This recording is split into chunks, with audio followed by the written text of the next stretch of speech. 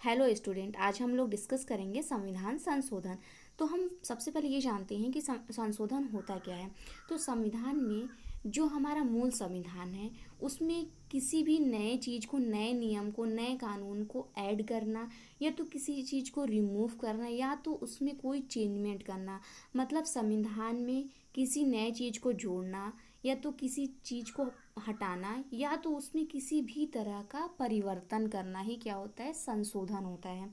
तो संविधान संशोधन जो है वो भाग 20 में उल्लेखित है कि संविधान में संशोधन हो सकता है और ये अनुच्छेद 368 में उल्लेखित है संविधान संशोधन। जो संशोधन की प्रक्रिया है वो 3 तरह की होती है।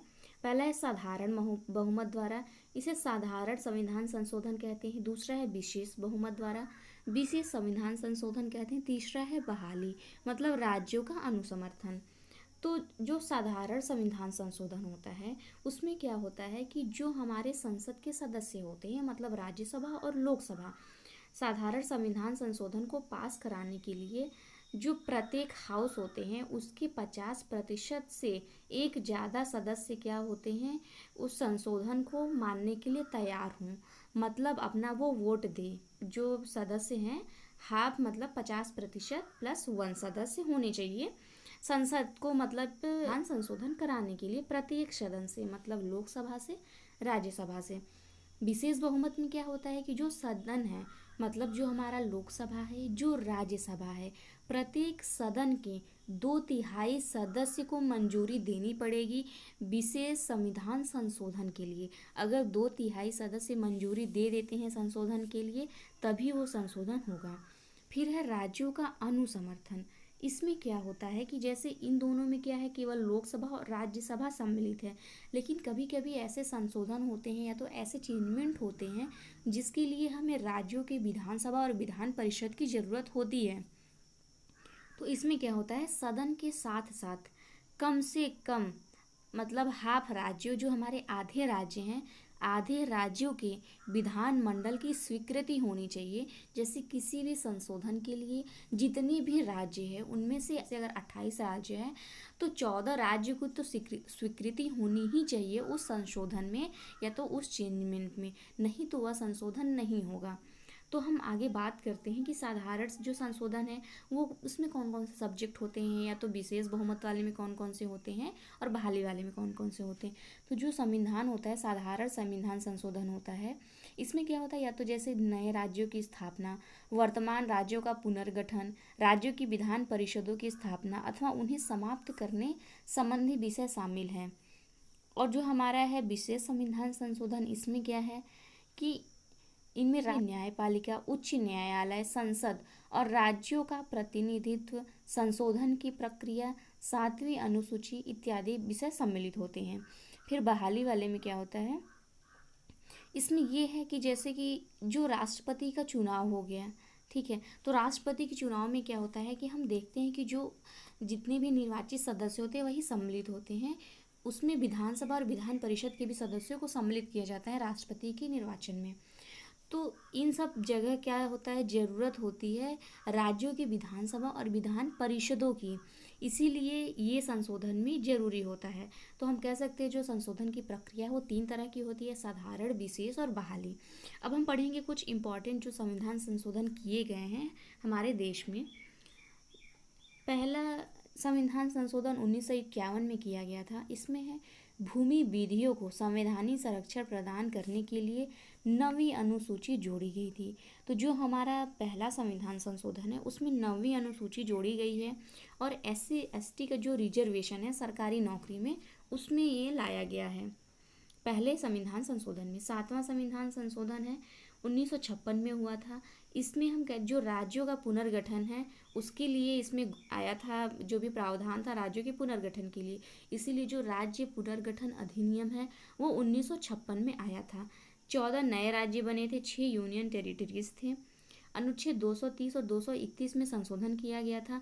2 से अधिक राज्यों के लिए एक उच्च न्यायालय, जैसे ये है कि 2 से अधिक राज्यों के लिए एक ही उच्च न्यायालय कार्य कर सकती है, जैसे पंजाब और हरियाणा के लिए एक ही उच्च न्यायालय है। 36वां संविधान संशोधन 1975, इसमें सिक्किम को पूर्ण राज्य का दर्जा दिया गया था। 42वां संविधान संशोधन 1976, इसे हम लघु संविधान मिनी कॉन्स्टिट्यूशन कहते हैं। क्यों मिनी कॉन्स्टिट्यूशन कहते हैं? क्योंकि अभी तक कभी भी जो हमारा प्रिएम्बल है, जो प्रस्तावना है, उसमें कभी भी संशोधन नहीं किया गया।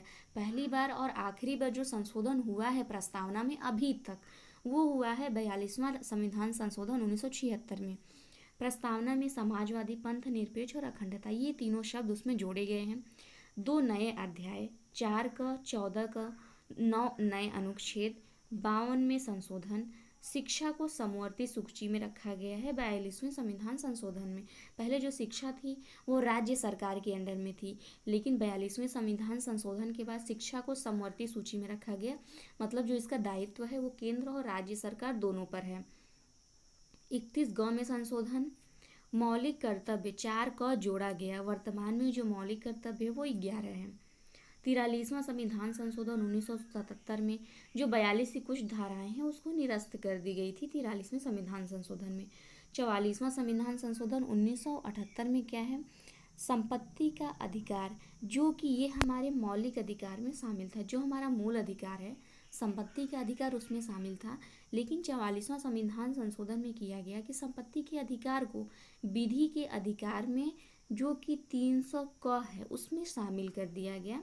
अनुच्छेद 74, राष्ट्रपति मंत्रिपरिषद सलाह को पुनर्विचार के लिए भेज सकता है, लेकिन पुनः सलाह फिर बाध्य है।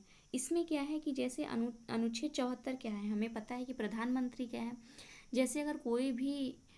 जैसे कोई भी अगर डिसीजन लेता है मंत्रिपरिषद, तो अगर वो राष्ट्रपति उस विचार से सहमत नहीं होता है तो वह फिर से पुनर्विचार के लिए मंत्रिपरिषद को भेज सकता है। लेकिन अगर पुनः वही सलाह जाती है तो उसको राष्ट्रपति को बाध्य होकर उस सलाह को मानना पड़ेगा। ये है 44वां संविधान संशोधन। क्योंकि अगर हम केवल राष्ट्रपति अपना डिसीजन ले लेगा तो वो तो हो गया पूरी तरह से प्रेसिडेंशियल सिस्टम, लेकिन हमारे इंडिया में है पार्लियामेंट्री सिस्टम है, जिसमें कि जो मंत्रिपरिषद है और जो हमारा राष्ट्रपति है वही डिसीजन मुख्य तौर पे लेते हैं। तो अगर इसमें क्या हुआ कि मंत्रिपरिषद को बहुत ज़्यादा पावर दे दी गई कि जो हमारा प्रधानमंत्री होता है उसके अंडर में मंत्रिपरिषद होते हैं जितने, मतलब जो मंत्रिपरिषद का जो प्रधान होता है, जो मुखिया होता है, वो प्रधानमंत्री होता है। तो जो ये सलाह देते हैं राष्ट्रपति को वो सलाह माननी पड़ेगी। अगर राष्ट्रपति नहीं मानता है, अगर वो फिर से वो जो सलाह है उसको फिर से भेजता है पुनर्विचार के लिए मंत्रिपरिषद के पास, अगर वही सलाह रहेगी तो राष्ट्रपति को वो सलाह माननी पड़ेगी, उसके लिए उसे बाध्य होना पड़ेगा। 52वां संविधान संशोधन 1985 में है, दल बदल कानून पारित किया गया, जो कि दल बदल है हमारा भाग 10 में। ठीक है। 58वां संविधान संशोधन 1987 में 394 क जोड़कर हिंदी संस्करण के प्रकाशन का अधिकार राष्ट्रपति को दिया गया। 61वां संविधान संशोधन 1989 में 326 में संशोधन हुआ था, मतलब जो आर्टिकल 326 है उसमें संशोधन किया गया। मतदान की आयु 21 से 18 वर्ष है। अनुच्छेद 326 में मतदान की आयु जो है पहले किया गया था 21 वर्ष, लेकिन इसमें संशोधन करके 21 से 18 वर्ष कर दी गई मतदान की आयु। ये हुआ था 61वां संविधान संशोधन 1989 में। ये बहुत ज़्यादा इंपॉर्टेंट है सभी एग्जाम के लिए। 73वां संविधान संशोधन 1992, ठीक है, इसमें अनुसूची 11 भाग 9 243A जोड़ा गया था और इसमें पंचायती राज व्यवस्था को इंट्रोड्यूस किया गया था, इसी संविधान संशोधन में लाया गया था। 74वां संविधान संशोधन 1992 या 93, इसमें आप कंफ्यूज मत होइए। जो अनुसूची 12 जोड़ी गई, भाग 9 क जोड़ा गया, इसमें अनुच्छेद जोड़े गए, ठीक है। नगर पालिका और नगर निगम, मतलब जो हमारा 74वां संविधान संशोधन है इसमें नगर पालिका व्यवस्था को संवैधानिक दर्जा दिया गया। संविधान में 12वीं सूची जोड़ी गई। 86वां संविधान संशोधन 2002 में हुआ है, इसमें 6 से 14 वर्ष निःशुल्क अनिवार्य शिक्षा, ठीक है, और इसमें 21 को जोड़ा गया है, जिसमें है 6 से 14 वर्ष के बालकों के लिए निःशुल्क एवं अनिवार्य शिक्षा देने के लिए बात कही गई है। 11वां मूल कर्तव्य जोड़ा गया। 11वां मूल कर्तव्य है पेरेंट्स को लेकर कि हर माता पिता का ये मतलब अधिकार है, उनका ये कर्तव्य है कि वो 6 से 14 वर्ष के बच्चों को, अपने बच्चों को अनिवार्य शिक्षा प्रोवाइड करे। 100वां संविधान संशोधन 2015, बांग्लादेश के कुछ गांव को भारत में शामिल किया गया। प्रथम सूची में संशोधन है, ठीक है, प्रथम जो शेड्यूल है उसमें ये संशोधन किया गया है। 101वां संविधान संशोधन अधिनियम 2016 में पारित किया गया था। इसका है जीएसटी लागू हुआ। हमारा जीएसटी कब लागू हुआ था? 1 जुलाई 2017 को लागू हुआ है। राज्यसभा में इस बिल को पेश किया गया था 3 अगस्त 2016 को, लोकसभा में 8 अगस्त 2016 को, संघ एवं राज्य दोनों में पेश किया गया था। इसमें 246 ए, 269 ए, 279 ये जोड़ा गया, 268 ए, ये सब अनुच्छेद है, इसको समाप्त कर दिया गया। 103वां संविधान संशोधन 2019, समाज के आर्थिक रूप से पिछड़े वर्ग को 10% आरक्षण प्रदान किया गया है। ये है हमारा 103वां संविधान संशोधन। अभी तक 103 संविधान संशोधन हुए हैं। अब देखिए इसमें होता क्या है, ये है 124वां संशोधन विधेयक। विधेयक वो होता है जब वो संसद में कोई भी बिल पास किया जाता है तो वो विधेयक होता है, और वो विधेयक एक्ट मतलब अधिनियम तब बन जाता है जब उस पर राष्ट्रपति हस्ताक्षर करता है। तो अभी तक 124 बिल पास किए गए हैं संसद में, जिसमें से 103 एक्ट बने हैं, मतलब 103 राष्ट्रपति द्वारा हस्ताक्षर किए गए हैं।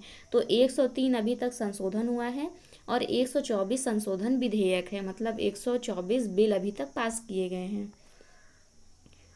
36वां संविधान संशोधन 1975 में सिक्किम को पूर्ण राज्य का दर्जा। 56वां संविधान संशोधन 1987 में गोवा को 25वें राज्य का दर्जा दिया गया।